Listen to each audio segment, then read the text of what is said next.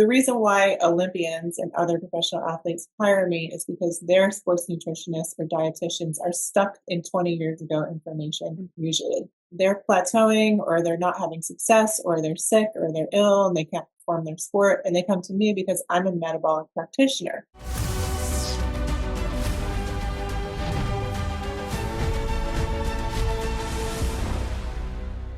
Cynthia, welcome back to the Strong Female Athlete podcast. Aloha. Thanks for having me back. You're welcome. You're such a regular guest now. I think this might be maybe your third or fourth episode on. Do you recall? I was just saying that this morning. It's either my third or my fourth. I'm not sure, but it's super fun every time, and it's very comfortable to have a conversation with you about how to help other female athletes because I've been successful with not only myself but also my clients, ranging in age from high school all the way to their 80s. And so it's my passion to help others thrive. I'm just really happy to be here discussing all these fun topics we're going to discuss today. Yeah, of course. And I love having you on because you do have that wealth of experience for yourself. I mean, you were a competitive athlete, you still are a competitive athlete, and you've coached such a wide age range, and just the knowledge you have behind training, nutrition, and recovery for both performance and health, which we'll get into today, is amazing. And for those of you who haven't been following my journey back into competitive sprinting, Cynthia was actually my coach who worked with me for the past 6 months. She wrote my strength and sprint programming, and she also helped me with my nutrition to prepare for the Team USA World Championships in the Masters division. So it's been such a journey, Cynthia, and I just wanted to catch you up on the whole thing. But when I started this and contacted you, I really wanted to get back into this, obviously, for, being in competitive sports again. But my deeper why to all this was to get my health back. And a few years ago, I ended up getting a chronic illness. We had huge levels of mold in our house. I live in Florida and it's a big problem here. And it's usually the mold that's hidden behind drywall from slow water leaks, the hurricane seasons here where water's dripping in through the windows and you just don't know it's there, but it can make you really sick. So a few years ago, I got a ton of different symptoms: brain fog, chronic fatigue, digestive issues, sinus issues. I mean, I probably had 20 symptoms at one point.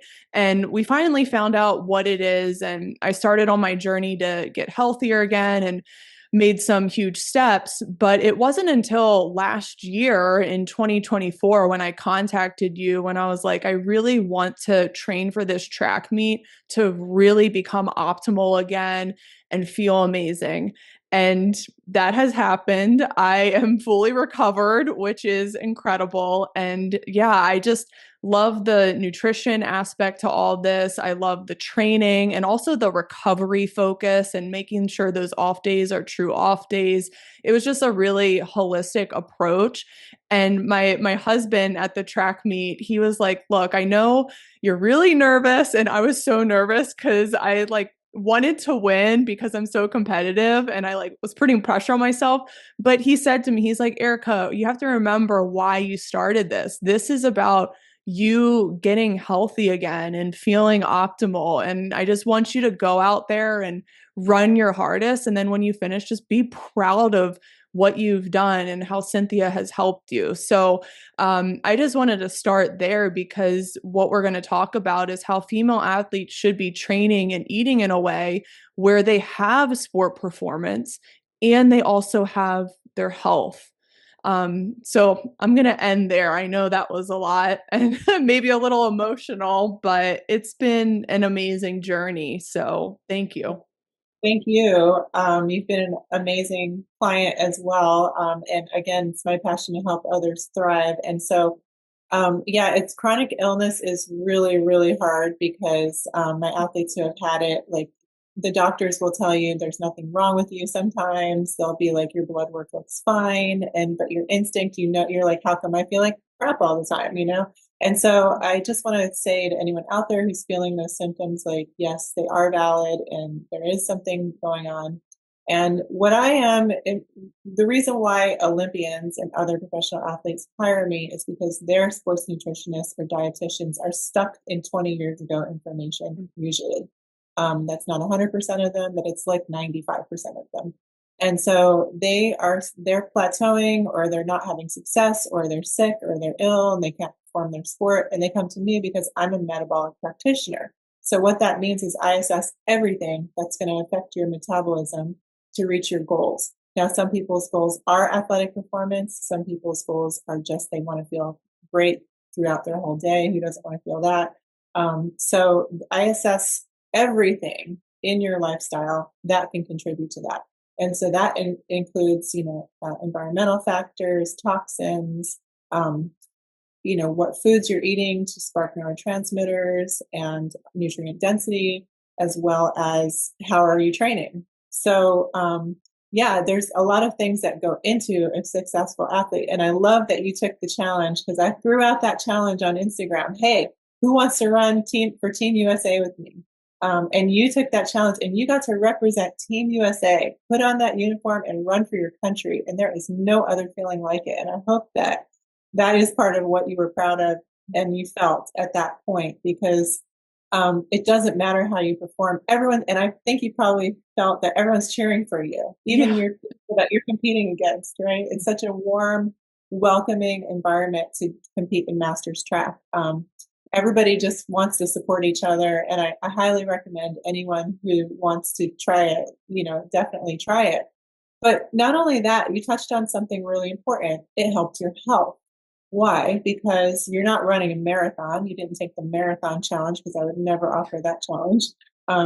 Long to slow distance running is actually, we've talked in our last podcast, can be harmful to your health. And so sprinting is one of the ways to increase your catecholamines and your neurotransmitters for health and performance. It helps you maintain muscle mass. It helps you build stronger bones because of the impact. All of these really great things for sprinting. So the sprinting itself does help your health. And the fact that you did my program, I designed, let's tying it into younger female athletes. There are like 5 considerations for female athletes that I take into account. One is menstrual cycle fluctuations, and we'll get into this a little bit, but not over the top analyzing it to give excuses, we'll say. More like be aware of it and be respectful for it, but also empower athletes to not be limited by it. And we can talk about each one of these things if you want to separately. But the second one is injury risk and prevention. And that comes with strength training properly, right? And having movements that are going to make you strong enough to handle the impact of your sport. The next one would be nutrient density for energy and availability, right? Not just caloric intake, which if you look at any other like female athlete triad information, they'll talk about calories. Like we don't talk about calories in my metabolic business. Like we talk about nutrient density. What is giving you the proper nutrients? The other one is psychological and social cultural considerations. So what environments are these coaches fostering for their athletes? Is it empowering? Is it healthy? Is it positive? That sort of thing. And those are all things I tried to, of course, keep with you too, as we went on this journey, because it's not about winning that gold medal. It's about showing up and being there for the experience, being present for the experience and finding reward in that. Because guess what? If you won that gold medal, there would be another goal right after that you would come up with. And that's the nature of us as competitive athletes and human beings. We're always looking for the next thing. So even the highest level elite Olympians that I work with, if they win the highest level, we'll say the Olympic gold, guess what? They're still now the next moment they're thinking, how can I do better? Like you would think that would be it. That's the culmination. They've reached, they've broken world records. They've reached and won all these medals, but they don't. They think, what can I do next? So instead of having, of course, there's nothing wrong with that, but instead of having that, you have to really just be in the experience. So psychological considerations. Okay. And then the last one would be training program design. which we did. So you mentioned something really important, that was recovery. And I think that it doesn't matter what age you are, you have to recover. And I don't think people know what that is these days, and they overtrack with Aura rings or smart watches, and they wait for their smartwatch to tell them it's okay to run again. And this is crazy to me because you can feel when you're rested. You don't need to track your sleep. Like, did you get 6 hours and toss and turn? Then, probably that wasn't good sleep. Did you get 8 hours and feel fatigued when you woke up? Then something's wrong. But did you get 8 to 10 hours and you feel amazing when you wake up? Then, you're rested and you're doing something right. And that's what I try to like really set up for my clients is the proper recovery, meaning make sure you're taking adequate rest time for your nervous system because people don't realize that your nervous system also is getting taxed depending on the type of workout you're doing. And not just your physical muscles. Do you have enough time to repair? Do you have enough um, you know tools to repair and that sort of thing? So those are the top considerations that I look at with any age female athletes, but especially my young high school female athletes. Hey guys, just want to take a quick moment to shout out our sponsor, Simply Faster, and one of my favorite speed timing systems from them, the Freelap. I use it for my own sprint training as well as for my athletes, and they love it. It's super easy to set up, you can take it to the field on your own, and you can get accurate speed times to track your progress. Check the Freelap link in the caption below to start adding timing into your speed sessions. If you know me, you know I love my Freelap. If you're serious about speed, it's time to start timing. Awesome. Yeah, there's a lot to unpack there. And one thing that really stuck out when you started there was how a lot of the nutrition now is outdated 20 years. And I totally agree with that because when I was in college trying to be a high performing soccer player, I was doing a lot of these very mainstream cookie cutter plans. And yeah, I was getting away with it, but I was in my 20s and genetically I was good at soccer. But one thing looking back is I didn't fully have my health. I didn't feel I had the muscle mass I wanted. I had really painful menstrual cycle cramps, and I wasn't energized most of the time. I was fatigued, sometimes brain foggy. And now, when I did your program, I am always energized. I'm always sharp and I feel focused, and it's lasting throughout the day. And it's just so crazy that there's still these plans that you see, and girls are still wondering why they're not focused in school, or they don't have energy for school practice then club practice, or they're Especially if you're getting told that it's normal. Like, yeah. that's the other thing is the dietitians will then come back or, other people and say, "Oh, well, it's normal to feel this way. It's normal to be bloated. It's normal to, Right, I've heard that. to be a little tired. Of course, it's normal to, all these things. It's normal." And I'm saying, no, it's not normal and it's not optimal and it's not necessary. So let's stop telling these girls that it's okay to be overtrained and under recovered and they can eat whatever they want because that's what's healthy, or mentally that's what's healthy, which Yeah. is not true. You're setting them up for failure. Mhm. And how do I know? Because I have a lot of tremendously successful high school female athlete clients. So, I have many girls that have gone to college on scholarships, especially in track because that's my specialty. But right now, for instance, I'm going to the state championship meet this weekend to watch my client Violet, who is in 11th grade, and she's the number one seed in the state in the 100, the 200, and the 400. And because you just sprinted, you can appreciate she ran an 11.8 in her 100. She ran a 24 high in her 200, and she ran a 56 low in her 400. So I think she's going to go 55 pretty soon, and she's in 11th grade. And, I've been working with her for the past year. I've done her summer sprint program, all her metabolics, all her supplements. We've set her up for success, and she's nowhere close to burning out. That's the other thing, is these poor girls are doing club sports to the max all year round, not getting enough. This is where training program design comes in. not getting enough rest, not getting enough time off cycling. We call this periodization in training programs. You need to be periodized to peak at a certain time and then rest for a cycle. And I think that these girls are getting way too taxed and burned out. And it's not just girls, of course, it's boys too.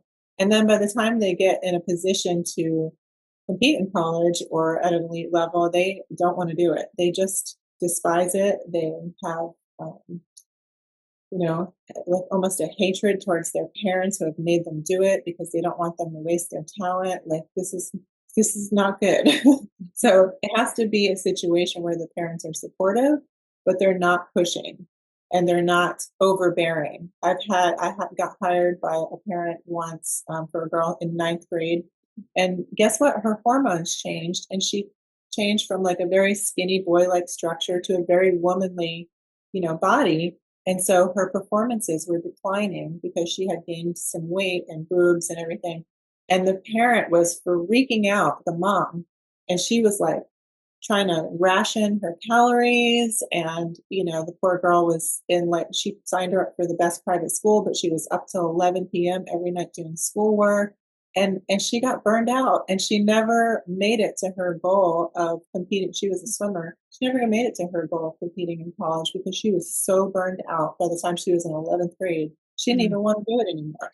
So I don't know if you've seen this in soccer a lot, but I know that soccer is a big club sport, and oftentimes there's a long, long cycle of competing and not enough, I feel like, rest time. Have you seen that a lot?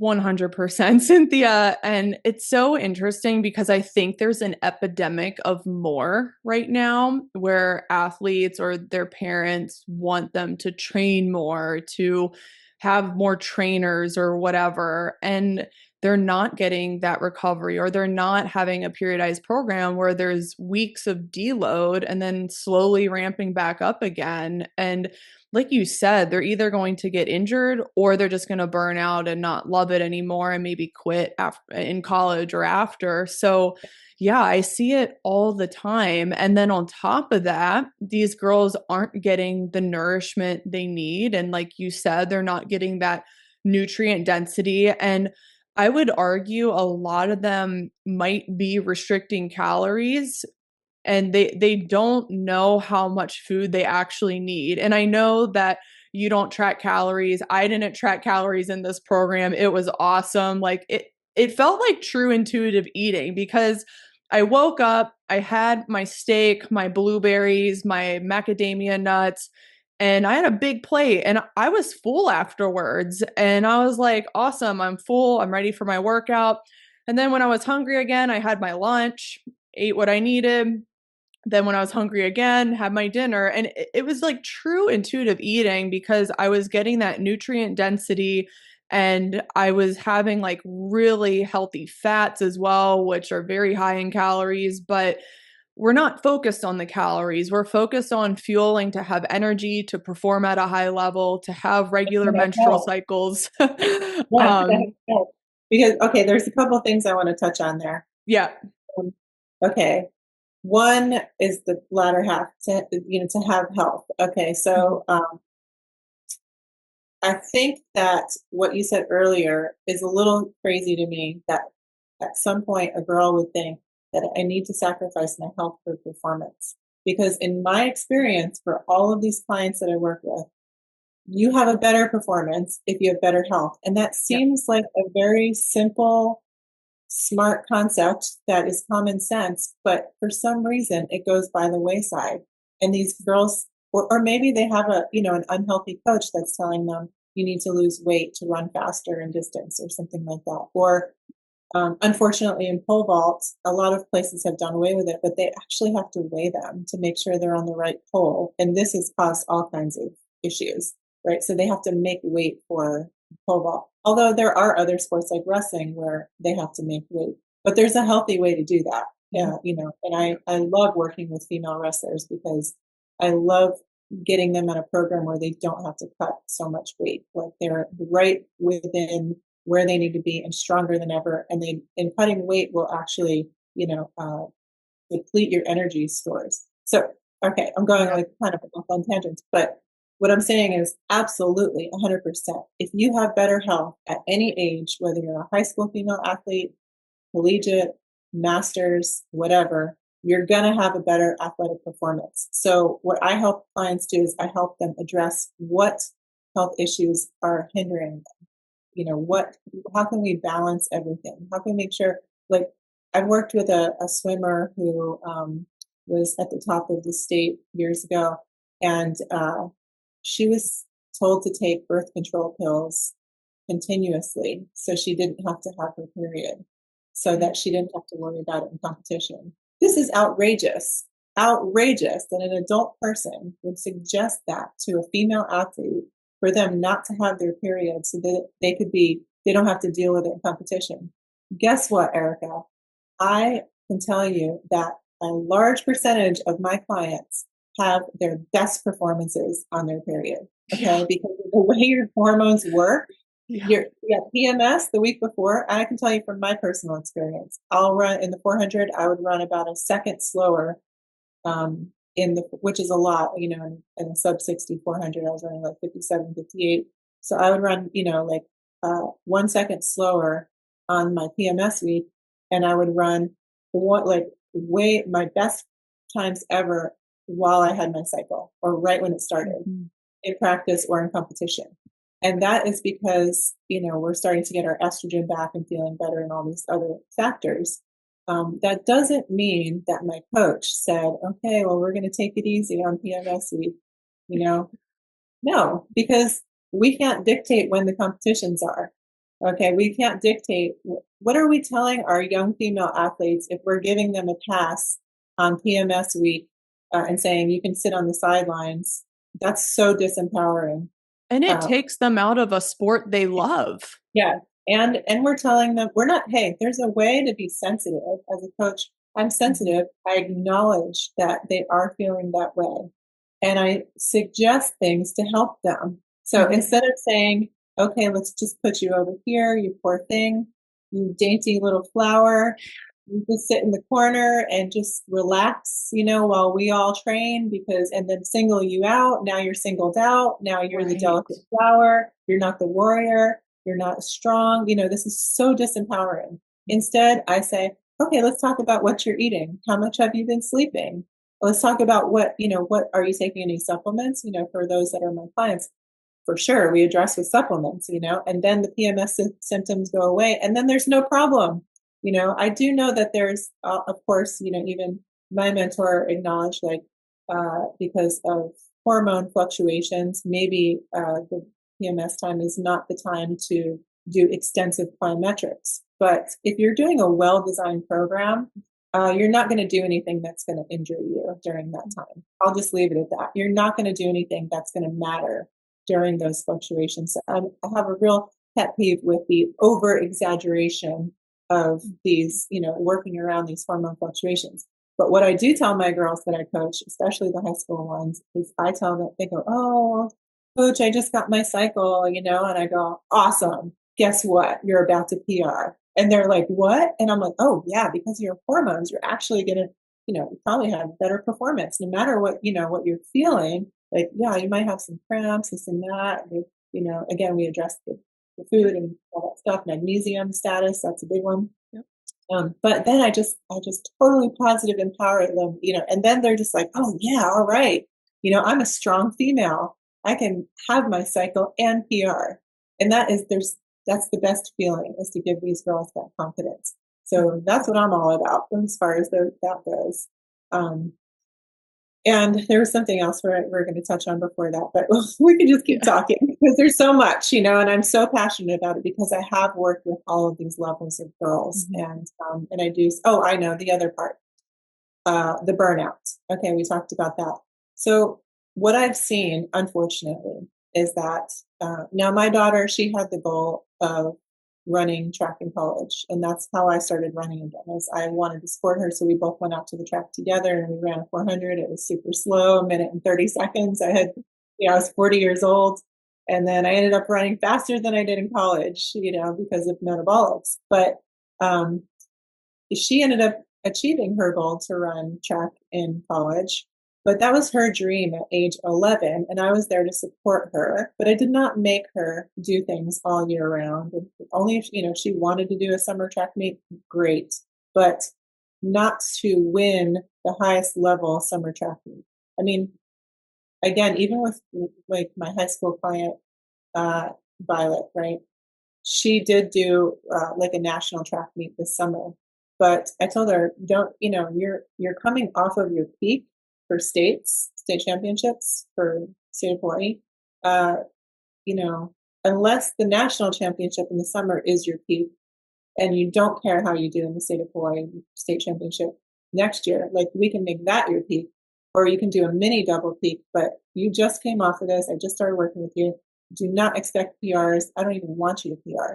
I want you to go have a great experience and experience the national level. It's your first time doing that. But, like don't expect that you're going to run your best because you just peaked, right? And so, not only that is when she was done with this, and she did very well, but, no PR, which was great in my eyes because it left her hungry for next year and not burned out. And so after that, she had a cycle of 8 weeks where she did not do any track training. I said, if you want to go to CrossFit with your dad, awesome. If you want to go swimming, awesome. You want to go biking, awesome.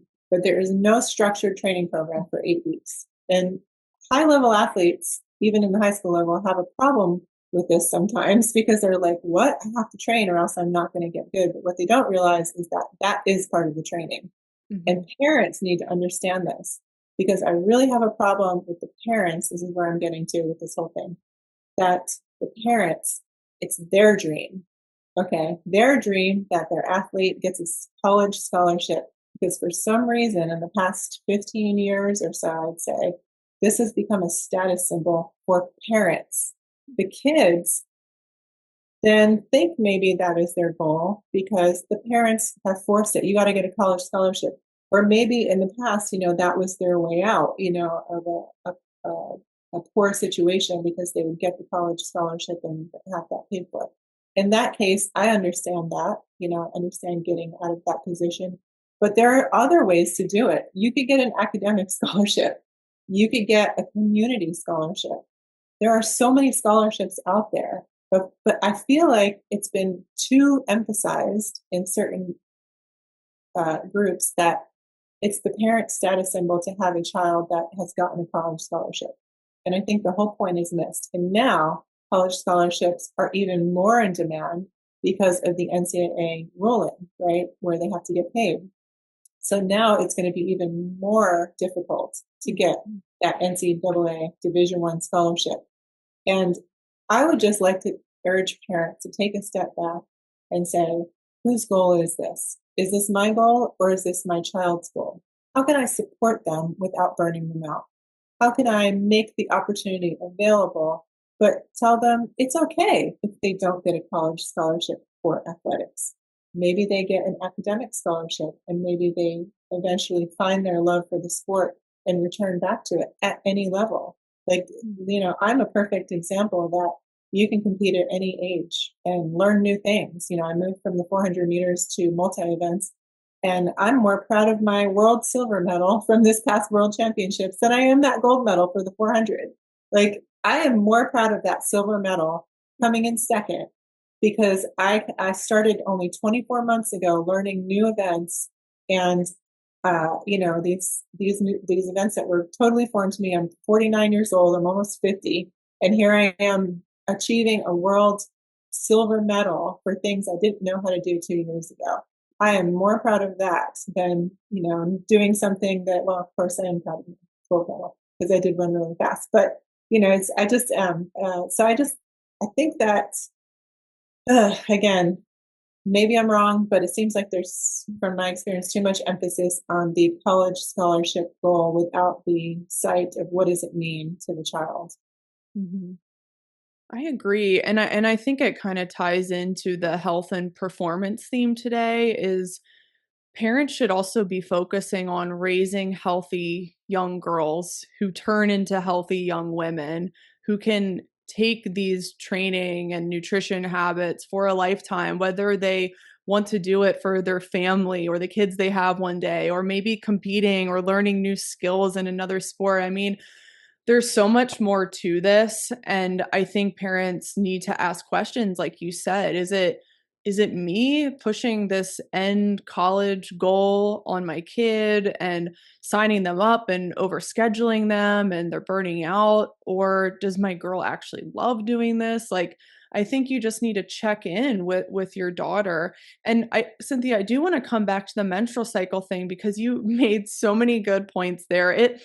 It drives me up a wall with some of this menstrual cycle research. And look, I'm not against it, but we have to critically think, are these studies even going to draw conclusions? It's very hard to draw any conclusion because of the extreme varying hormonal profiles between female athletes. Not everyone's 28-day cycle, not everyone's on an oral contraceptive. Like, there's just so much that goes into it. It's hard to draw a conclusion from even just one study to make universal recommendations. So that's number one. And then number two, like you said, it's fear mongering. If they do find something, which I don't think they will, but if they do find something that, oh, okay, all girls tear their ACL on their period, what are the psychological repercussions to that?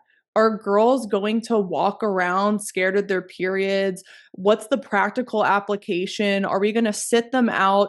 Are there maybe 10 girls at a time on their period that we can't even field a team now? It's like a practical nightmare that I don't think anyone's thinking about. And I think the solution is to return back to basics, like you said, address nutritional deficiencies and kind of what's causing negative PMS symptoms. Make sure they're on a training program that is periodized and they have those off days, they have those off seasons. I mean, I think regardless, all this is just going to lead us back to the simple, lead us back to the basics. And I think this FIFA study is honestly a waste of money when we could be funding at the grassroots and youth levels this nutrition and training education for parents, players, and coaches to implement. I mean, Okay, everyone was there's like a so excited about it, and they're coming at me like, "Oh my gosh, you're like against researching women." I'm like, "I'm not, but I just don't think it's going to end well." Like well, and you have to research is okay. So I make it a point to read about 50 medical journal articles a week on any given subject, and just to stay on top of my game and ahead of everything else, because those research studies in medical journals will not even make it into medical schools usually for 15, 20 years. So it just helps to be, unless those doctors are also reading that, they're not on top of it, which hopefully most are. But what I'm saying is that there's nothing wrong with the research and doing the research, but you have to look at where is the research coming from, who's funding it, what's the purpose of it. Like, we can't just take every single journal article and study for face value without considering what is the opposite, and what have they said. I mean, I'm not pro-vegan because of nutrient deficiencies, but I read all kinds of plant-based research and things like that. So I look at what are the benefits that they're purporting, and what do I see wrong with the study, and who's funding the study, and I do the same thing with the meat studies. Like, what are they actually saying? Who's funding it? That sort of thing. And so I collect all of the information, and then I decide, okay, what is the truth? What is the pattern that keeps repeating? And so, what I'm trying to say with that is that we are not against female research. Of course, we want to know, and yes, maybe it's not a great idea to do a lot of plyometrics during, the premenstrual cycle phase. But it doesn't mean we do none. It doesn't mean that we have to tiptoe around a girl's cycle. Like, I just really think that's not realistic, and it is very disempowering, and it's regressive. Okay. Mm-hmm. What you're saying reminded me of my friend, Inga McIntyre. She was on the first female Olympic cyclist team in the 80s. Okay, so previously women were not allowed to ride bicycles competitively because they weren't allowed to sit on bicycles that way. They thought that it would affect their fertility. So before that, even, she was telling me that in the 70s, they wouldn't let her join the cross country running team because they told her her uterus would fall out because females should not be running long distances. And we know that they wouldn't even let, the one woman, I forgot her name, but she had jumped into the Boston Marathon, illegally because women in the 80s, I believe it was, because women weren't allowed to run in marathons. So it feels regressive to limit us again for our cycle. Like that's what it feels like to me when people are saying you can't do this because of your cycle. And she said that in the women's cycling team, the coaches told her and the team, you can't ride your bike or practice when you're on your cycle. That's what they told her.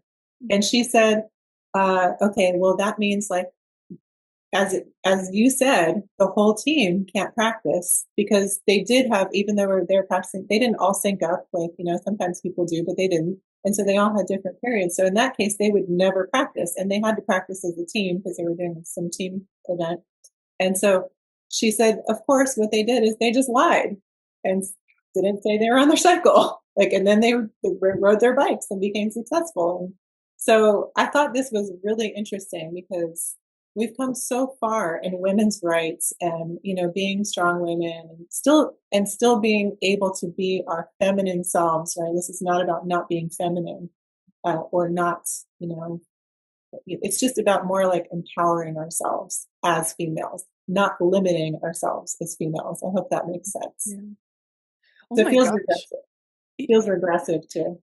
Yeah, when you put it that way with that story back from the 70s when the coach was saying, "Well, you can't ride your bicycle because you're on your period." Man, it's like we are repeating history now with these studies that might find, "Oh, well, girls are more susceptible to injury, so you can't compete."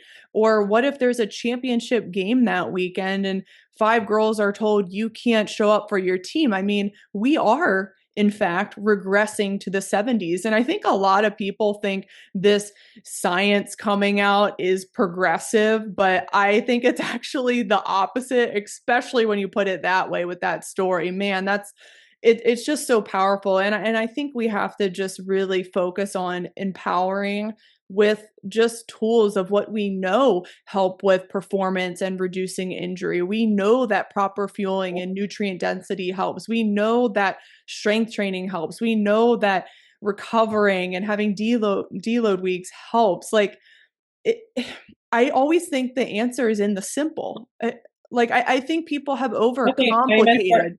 my mentor Charles he had many, many sayings. He had Oh, said his that. sayings are so good. I Oh, wish they're I pretty wrote them funny. down. Oh my gosh. Somebody did write them all down once, but the whole forum got deleted on Facebook a long time ago, but I wish I wrote them all down. But one of the things he used to say is nothing beats the basics. That was one of his sayings.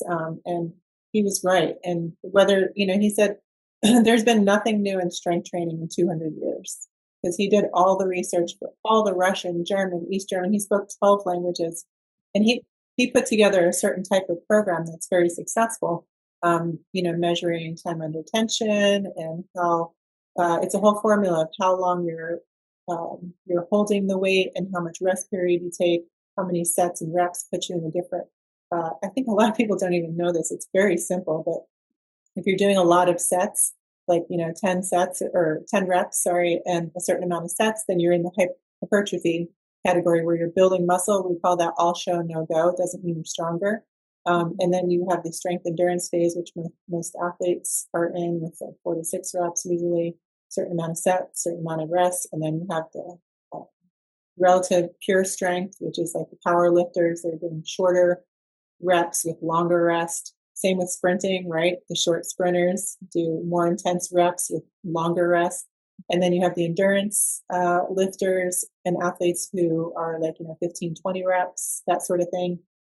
So there's a whole formula for it. And unfortunately, people who are not trained strength coaches under this system or don't have this knowledge don't know So the program I gave you had this formula. I didn't explain all that to you when I gave it to you because I'm the expert. I just gave you the program, right? If you wanted to know, I could explain it. But I think a lot of people just willy-nilly lift weights, or the coaches don't know. Oh my gosh, I have a client who's a middle school coach in Nebraska, and she sends me some of the workouts that her head coach is giving the high school team. She does the middle school, and there's another high school coach, and oh my God, I'm all like, what is this? He's just like making them run, basically, like it's with no purpose. The whole rest periods and tempos and uh, intensity, there's nothing there. There's no structure. It's just basically they're running reps, and it doesn't make any sense for their events. And I'm just like, I'm so sorry you have to deal with that, but I think that there's a lot of that goes on. And hopefully somebody listening to your podcast and listen to us talk about it realize, oh, there's a formula for rest and recovery and how much intensity there should be. And the best track athletes, their week looks something like this. They have like usually Monday is like a short speed day. Tuesday, I'm talking about elite athletes, most of them. Tuesday is their longer tempo day. Wednesday, they do hardly anything. It's their active recovery day. Thursday, they might do a couple more technical things. Friday, some more technical things. Maybe Saturday, or if they do, all 6 days, maybe Saturday they do another tempo workout, but it's different. It's more race model, different from the Tuesday one, which is more volume. So they're not just getting out there and running every day. They're not just burning themselves out every day. It's very, very structured. And then so that they have adequate time to rest. And, if you're doing a hard neurological taxing leg workout on Monday, you're not going to do that workout again until Wednesday or Thursday because your nervous system needs time to recover. So there are formulas for this. And I think that unfortunately, the push for college scholarships for young high school female athletes is causing these coaches to push further, but without the knowledge, without the structure, without knowing how to properly program or periodize. And I'm not trying to be negative and say this is everybody, but it's just what I've seen and why I get hired to help with that sort of thing. And the nutrient density part is a huge part of the recovery because these girls need foods that are giving them amino acids to build muscle tissue, and they need nutrients to build their bones. They need magnesium. They need all of these things. So dietitians who are out there going, eat whatever you want because you don't want to have a restricted diet. Restricted diet, that is such a made up term to dismiss a healthy way of looking at nutrients. Now, sometimes people ask me, what about the carnivore diet? Since you're so into red meat and this and that. And I say, well, listen, if you have autoimmune problems, that is the number one fastest way to figure out what's triggering them and to kind of get back to square one. But do my athletes do the carnivore diet? No, they need other nutrients. Hey, I'm not knocking it. Some athletes have done it and been successful, but in my opinion, especially high school female athletes, they need other nutrients from different things. So it's almost like mixing animal protein for amino acid density with other things like polyphenols and antioxidants to help them recover. Because otherwise you get this thing called oxidative stress, ROS, or reactive oxygen species. And this is something that damages your cells and you can't recover and you can't perform well. So again, addressing your health and being healthier will make you perform better. I know there's a lot. Yeah. No, I want to get into the nutrition more, especially for teens. And this is something I am wrestling with because I I think there is like a fine line when talking to teens and kids, but I also think we do have to be honest with them. We have to be honest that, hey, there are foods that are nutrient dense and really amazing for you. They're really amazing for muscle building and recovery and your energy levels and your hormones and helping with PMS symptoms. And then there's foods that if you consume a lot of them, then you're not going to feel at your best. And to tell a young girl, well, just have everything you want and have all these like high sugary snacks. I mean, I think we are doing a disservice because we're not looking at the health aspect, and we're not talking about calories here. We're talking about eating to fuel, eating to Energy. perform. Yeah, Energy energy with availability. nutrient Yeah. dense foods. And I'll say, Cynthia, with your plan, I never felt restricted. I felt energized. I felt sharp. I felt Never hungry. powerful. Never hungry. Oh my gosh. And Yeah. never hungry and never feeling though like overly full or bloated or anything like Yeah. that. Just Just like just super strong and satisfied. lean, right? Yeah. Yeah. Super satisfied. And I think it's really important for young female athletes, especially like our high schoolers, to start tracking some subjective and objective health markers to make sure they're on the right nutrition plan. I mean, we did DEXA scans, and you do skin fold tests as well for muscle percentage and But fat they're not mass. allowed to do that anymore. A lot of What? a lot of programs aren't allowed to measure body fat anymore because it's they say that it's against body image. So it's Yeah. really it's gone down the wayside in a lot of ways. And what Yeah. I tell people, okay, so yeah, let's talk about this working with high school athletes because it is different than if I'm working with an Yeah. Olympian. Yeah.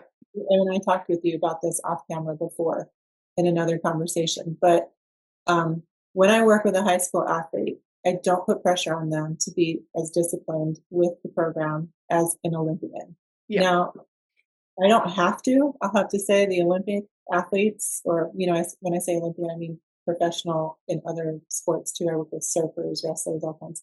But what I'm saying is that like they naturally have that drive because they're adults and they're on their own, and no one's telling them to do it. So they have this internal drive to be successful, and that's different than a parent telling them to do it or them feeling pressure that they have to do it because they're good. And I know because I had that pressure in high school too. I was the one that scored all the points for my track team.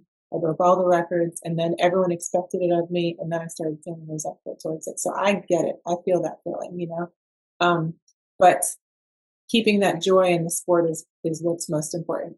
But I digress. So when I give a nutrition plan to a high school female athlete, I let them know that it's okay if that they don't do it 100% of the time.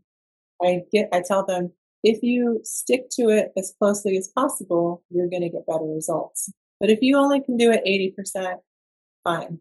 Yeah. That's fine. If you go less than 80%, you're really probably wasting your parents' time and money, like with Yeah. the buying and things like that. And then if the parents are not knowledgeable or on board, then it's going to be harder for the kids. So because they're the ones that are generally preparing the food or, buying the groceries, of course, and that sort of thing. So they really have to be open to being on board. So the athletes that I work with, and I have a wait list, and I don't I don't get to everybody, all that stuff, but the athletes that I work with, the parents are actively 100% open and supportive to whatever I'm going to tell them because they've seen my results. They know how good my athletes are and they see how healthy they are, and they're like, yes, I want my daughter like that. I don't want my daughter like this skinny, frail, depressed looking girl over here who seems to be under a lot of stress. I want her to be that glowing, healthy, happy girl over here. And so that's part of it is I tell them, you don't pressure them and I don't pressure them. They have to want to do it. And 80% is going to be just fine if they can't totally do it. If they want to have a ice cream cone with their friends, sometimes do it. But as my Olympian Lyndon Victor, he won the bronze in the decathlon in the last Olympics.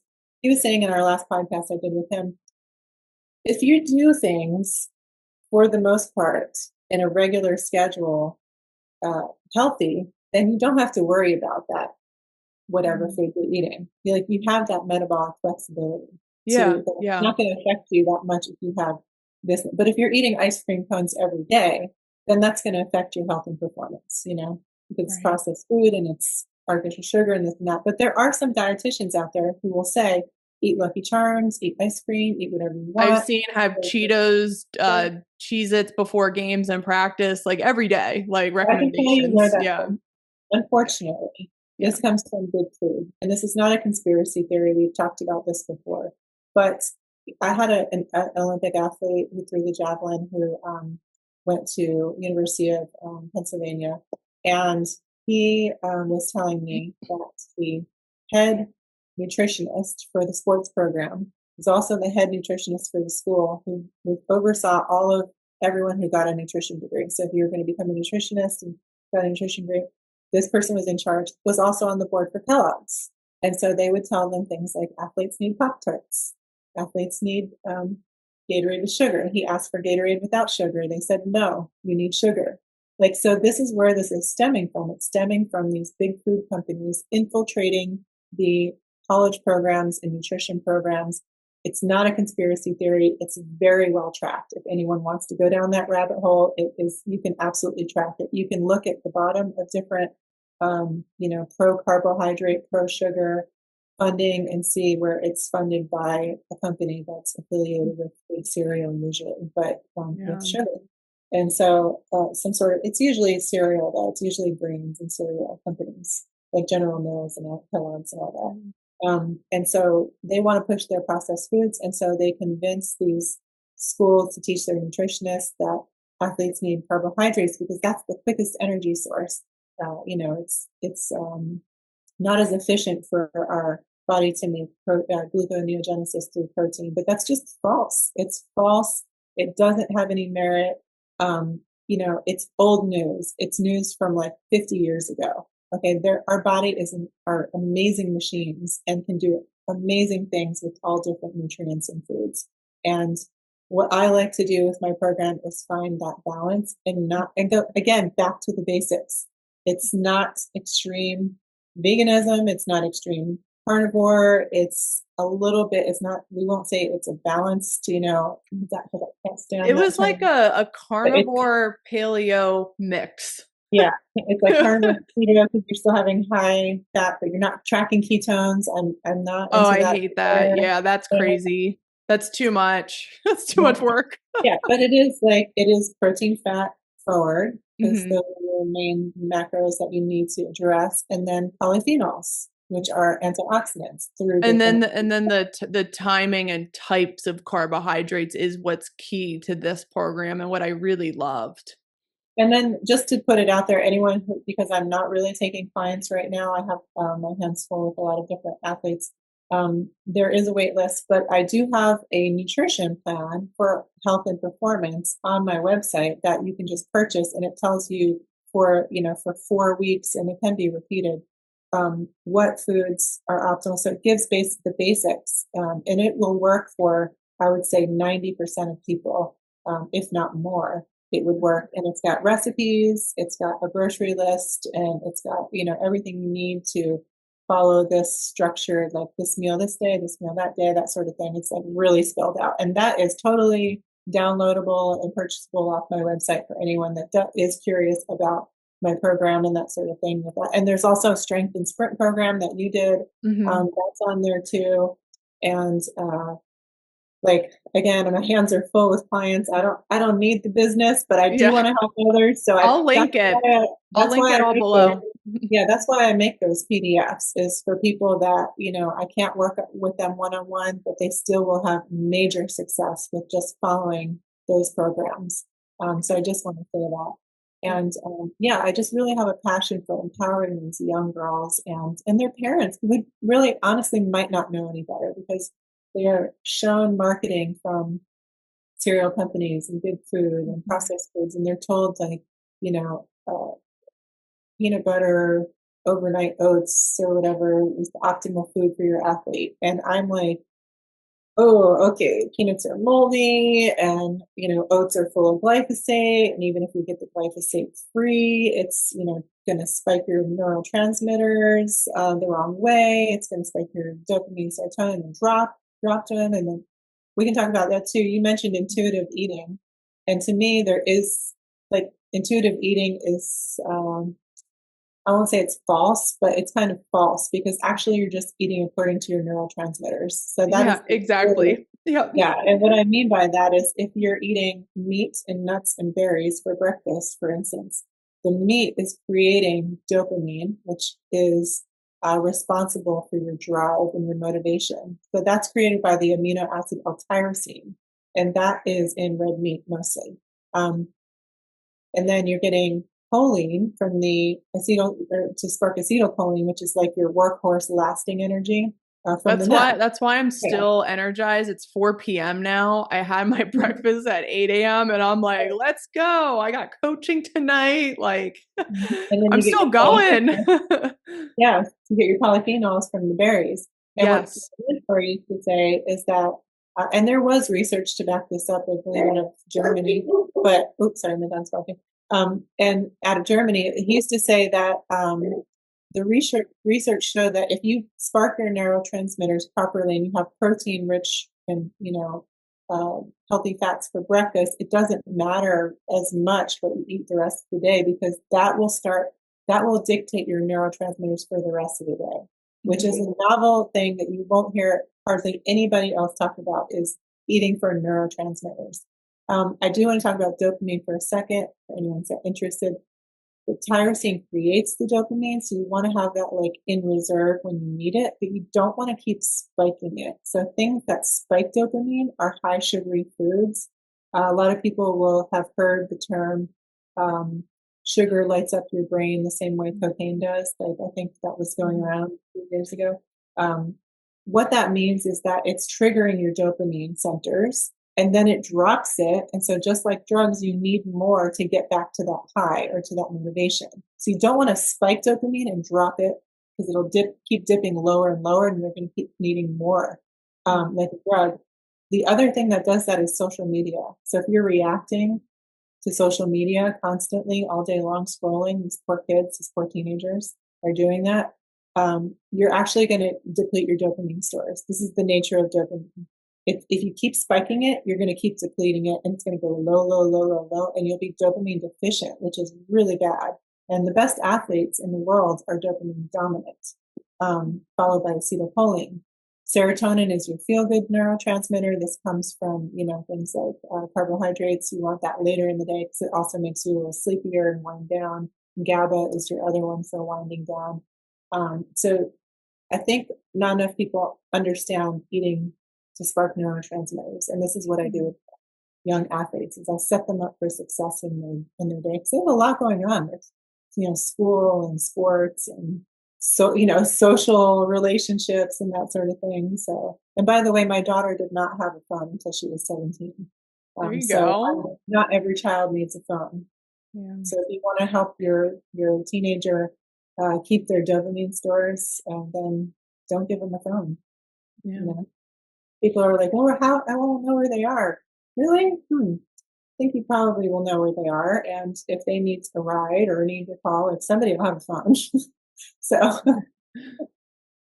Well, I love all that. And I think like your rule for young girls, like the 80-20, like do your nutrient dense foods 80% of the time and then the other 20%, like if it's a special occasion, like a friend's birthday, or maybe you're getting pizza with the team after a long showcase weekend, like that's fine.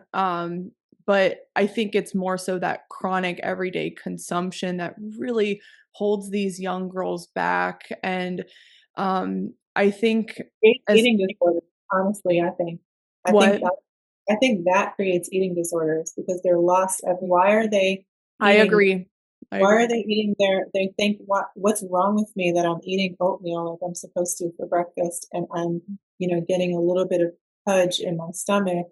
This is also hormones, it's normal. And so that means there's something wrong with me and I'm getting slower and I'm not getting Mhm. faster. And then, oh my God, it creates a spiral I where think it has the opposite effect, like you said. And people aren't also talking about the mental aspect of eating disorders because they're also psychological. So I think if we're feeding our brains those proteins and healthy fats, it really sets girls up for success. So I there's agree. so many things that go into it. Yes, there is, a link with your nerve health and Hmm. the best things for nerve health to make the myelin sheath, which is around the nerves, you really need to keep that going, is to eat plenty of healthy fats and also B12, which, again, what is the number one food in B12? That is red meat. So all of these things are not just a coincidence, or I always tell people, I don't just make up that red meat's good for you. Like, I've done countless hours of research in all areas to come to the conclusion of the patterns of what's good for this, what's good for that. Hmm. Hmm. And so clean source, healthy red meat, and parents will be from a generation sometimes where we're taught for years that meat is not good for you, and it's not heart healthy and things like that. And I can tell you that it is on the heart healthy list now. I mean, red meat is on that list, and but Woo! not about it. So again, like, parents may be saying, "Oh, no, meat's not good for you," or I hear parents all the time saying, "Oh, well, we eat less meat now," and I'm all like, "Why?"